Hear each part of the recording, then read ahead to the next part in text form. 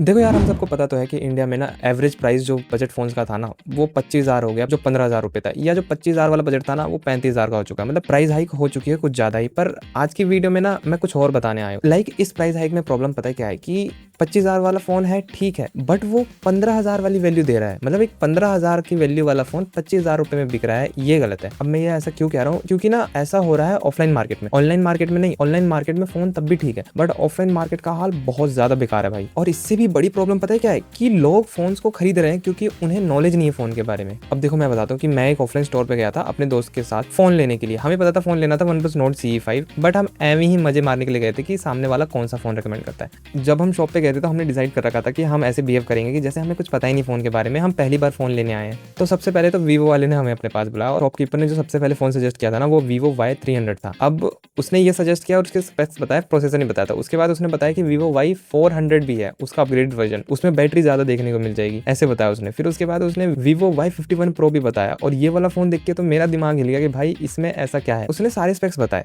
But उसने processor नहीं बताया। जब उससे प्रोसेसर पूछा गया तो उसने बोल दिया कि स्नैपड्रैगन का प्रोसेसर है, कौन सी जनरेशन है, कौन सी सीरीज है, ये कुछ भी नहीं बताया। और जब मैंने चेक किया तो वो कुछ और ही निकला भाई, और वो फोन 25,000 रुपए की वैल्यू को जस्टिफाई भी नहीं कर रहा था। अब देखो, तुम में से कुछ लोग कहेंगे कि हर एक चीज प्रोसेसर नहीं होता है, फोन की ऑप्टिमाइजेशन भी होती है, फोन में और भी स्पेक्स अच्छे होने चाहिए। मैं वो सब चीजें एग्री करता हूँ, पर उसके साथ प्रोसेसर का भी होना जरूरी है, क्योंकि उसी प्राइस में काफी अच्छे फोन अवेलेबल हैं। तो कंपनीज को कम्पीट करना चाहिए ना। मतलब कुछ ऐसा तो नहीं होना चाहिए कि 15,000 का फोन बना के वो 25 से 30,000 की वैल्यू में बेच रहे हैं। कोई सेंस नहीं बनता ना इस बात पे, क्योंकि उसी प्राइस में और भी फोन अवेलेबल है, लोग उनके पास जा सकते हैं। बस प्रॉब्लम ये है कि ऑफलाइन मार्केट में कोई बताता ही नहीं कि इतने अच्छे फोन भी अवेलेबल है। देखो, जो Vivo वाले ने फोन सजेस्ट किए थे ना, तो मैं तुम्हें उसके स्पेक्स दिखा देता हूँ, और अब तुम थोड़ा वीडियो को रोक के देख लो कि कौन सा बढ़िया है कौन सा बेकार है। तो अब तुम समझ गए होगे कि मैं ऐसा क्यों कह रहा था कि 25,000 की वैल्यू को जस्टिफाई नहीं करता। क्योंकि तुम देखोगे ना, ये Vivo का ही फोन है Y सीरीज का, पर ये ऑफलाइन बिक रहा है। और Vivo की जो T सीरीज है, जो V सीरीज है, वो ज्यादा बेटर वैल्यू प्रोवाइड कर रही है इस प्राइस में। चलो साथ में रहने दो Vivo के फोन, Vivo का ही जो दूसरा ब्रांड है ना iQOO, वो बहुत ज्यादा अच्छी वैल्यू प्रोवाइड कर रहे हैं इसी प्राइस में। तो Vivo ऐसा क्यों कर रहा है, या जो स्मार्टफोन ब्रांड्स हैं वो ऐसा क्यों कर रहे हैं? देखो, सिंपल लैंग्वेज में समझना, ठीक है। जो ऑनलाइन वाले हैं ना, जो हम ऑनलाइन रिसर्च करते रहते हैं कि हाँ अभी ये बढ़िया फोन है, इसके अंदर बढ़िया प्रोसेसर है, और इस प्राइस में ये प्रोसेसर होना चाहिए था, ये वाला नहीं होना चाहिए था, ये हम जज कर सकते हैं। बट जो नॉर्मल यूजर है ना, जो ऑफलाइन फोन लेने जा रहा है, उसे पता ही नहीं होता कि भाई ये अच्छा है और ये बेकार है, समझ रहे हो। और एक और चीज होती है कि जो ट्रस्ट फैक्टर होता है, हमें ऑनलाइन ट्रस्ट है कि देखो हम कंपनी से ही डायरेक्ट फोन मंगवा लेंगे, कंपनी अपनी ब्रांड वैल्यू नहीं खराब करती, फोन अच्छा ही डिलीवर होगा। नहीं तो हमें और भी तरीके पता होते हैं कि हम उसे रिटर्न करवा के और अच्छी चीज मंगवा सकते हैं ना। पर एक नॉर्मल बंदा जिसे इतनी नॉलेज है ही नहीं, वो डरता है ऑनलाइन कि पता चले उसने 30,000 का फोन मंगवाया, उसे साबुन की टिक्की मिल जाए। नहीं ना, वो ऐसा नहीं चाहता है, इसलिए वो ना ऑफलाइन जाता है। और वहां पे ना ट्रस्ट फैक्टर होता है कि मतलब तुम सामने वाले पे ट्रस्ट करते हो कि हाँ वो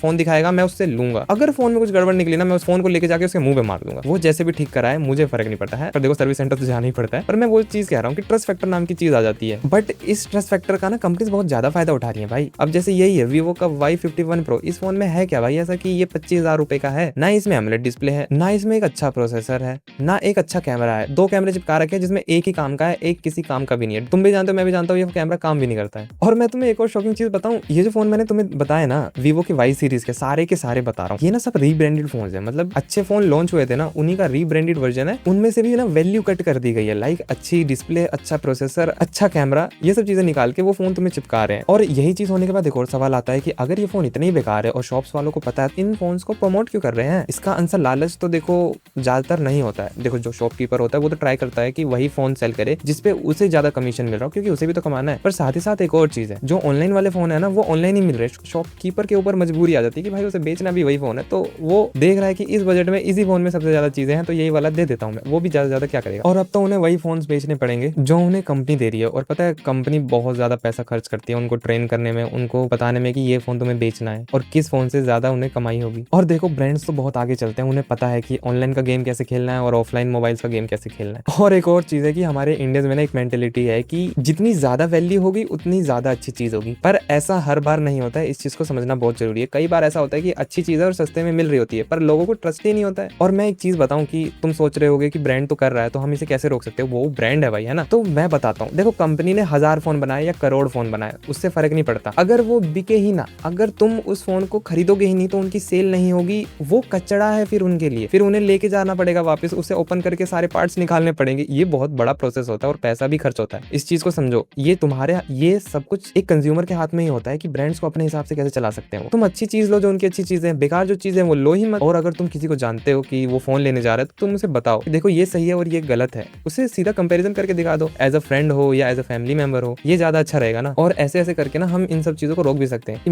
वो वाले फोन ना ही बिके और अच्छी चीजें लोग ले सके। क्योंकि देखो यार 25,000 में जो ये फोन है Y51 Pro, इसकी जगह अगर मैं एप्पल का कोई आईफोन ले लेता हूँ जो 5 साल पुराना है, वो ज्यादा बेटर परफॉर्म कर जाएगा। या ऐसा कह लो कि सैमसंग का कोई फोन ले लेता हूँ, वो भी ज्यादा बेटर परफॉर्म कर जाएगा। या ये सब भी छोड़ो, मैं वीवो का ही कोई अच्छा फोन ले लेता हूँ जो इस प्राइस रेंज में होगा, V सीरीज का या T सीरीज का, वो भी ज्यादा अच्छा परफॉर्म कर जाएगा। जैसे Vivo T5 आया या Vivo T4 था, सेम प्राइस में ही है पर वो ज्यादा बेटर परफॉर्म करते हैं इनसे। ये चीजें होती हैं। और अगर ये अवेयरनेस फैल सके ना तो ये बहुत ज्यादा अच्छा रहेगा। क्योंकि ना देखो, पैसा ना हमारी जेब से ही जा रहा है, और हमारी जेब से जाने का मतलब कि इंडिया की जेब से ही जा रहा है। क्योंकि वो चाइना की कंपनी है, पैसा वहीं पर ही जा रहा है ना। हम महंगा ले रहे हैं, हमें ही तो नुकसान हो रहा है और उनको प्रॉफिट हो रहा है। अब इसी में आता है कि हम इंडियन ब्रांड्स का फोन क्यों नहीं खरीदते हैं। देखो, एक तो AI+ नाम से एक फोन आया था भाई, वो पूरा ही चाइना का फोन है, पूरा का पूरा स्कैम है। लोगों की वीडियोस डिलीट हो गई है, लाइक जैसे ज्ञान थेरेपी की वीडियो डिलीट कर दी थी। और अभी मिस्टर हुज द बॉस ने भी इस फोन के ऊपर वीडियो बनाई है, सेम की ये एक स्कैम फोन है, पर इंडिया के नाम पे लोग लूट रहे हैं कि हाँ मेड इन इंडिया है, पर होता वो मेड इन चाइना ही है। इसी वजह से ना इंडिया में कोई फोन्स भी नहीं है। अब अगर इंडिया में फोन्स आए और अच्छे फोन्स आए तो लोग क्यों नहीं खरीदेंगे। लोगों में एक अलग ही क्रेज आ जाता है भाई कि मेड इन इंडिया चीज है। देखो, ऐसा भी तो नहीं है कि चलो क्रेज है अच्छी बात है, बट क्रेज के नाम पे हम कुछ भी कबाड़ खरीद लेंगे। मतलब चाइना का फोन क्यों खरीदेंगे हम मेड इन इंडिया के नाम से बेच रहे हैं तो। और पता है एक और चीज मैं बताऊं कि इंडिया का जो मार्केट है ना, वो ओवर प्राइस्ड फोन को एक्सेप्ट कर रहा है। और जब ओवर प्राइस्ड को हम एक्सेप्ट करते हैं ना, वो चीज नॉर्मल बन जाती है। अब कुछ लोगों को ये प्रॉब्लम नहीं होगी जिन्हें नॉलेज नहीं है,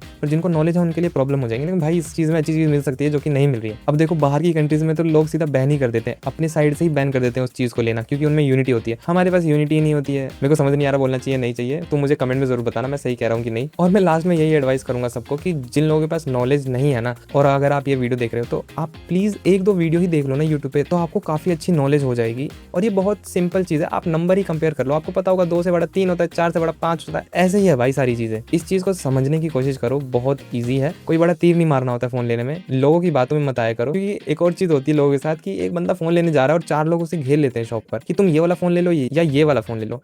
ऐसे बंदा ना टेंशन में चला जाता है। तो तुम्हें टेंशन में नहीं जाना है, तुम्हें अपने आप पे फोकस करना है। तुम फोन देखने आए हो तो तुम फोन देख सकते हो, वो तुम्हें फोर्स नहीं कर सकता कि तुम्हें ये वाला लेना है। कई लोगों से स्टार्टिंग में ही उनसे पूछ लिया जाता है कि तुम्हें EMI पे लेना है फोन या फिर कैश लेना है। और EMI पे जब तुम बोलते हो तो तुमसे डॉक्यूमेंट्स ले लेते हैं तुम्हारे फोन दिखाने से पहले। तो ये सब चीजें मत करो, पहले आराम से रिसर्च करो। बहुत टाइम है भाई, कोई भी चीज कहीं भी भागी नहीं जा रही है, पर उन शॉपकीपर्स के लिए तुम भागे जा रहे हो। क्योंकि अगर तुम्हें पता चल जाएगी कौन सा अच्छा फोन है, तुम वही लोगे ना, तुम बेकार फोन नहीं ले पाओगे और वो पैसा नहीं कमा पाएंगे। ये चीजें होती हैं। तो आई होप तुम्हें समझ आ गया होगा जो मैंने इस वीडियो में समझाने की कोशिश करी है। और अगर वीडियो अच्छी लगी हो तो लाइक जरूर कर देना। और कोई भी डाउट हो ना तो तुम मुझसे कमेंट में पूछ सकते हो, तो तुम उस फोन का नेम बता के उसके बारे में भी मुझसे पूछ सकते हो, मैं जरूर बताऊंगा भाई। और वीडियो अच्छी लगी हो तो लाइक जरूर कर देना और सब्सक्राइब करना मत भूलना। और मैं मिलता हूं तुमसे अब अगली वीडियो में, तब के लिए बाय बाय।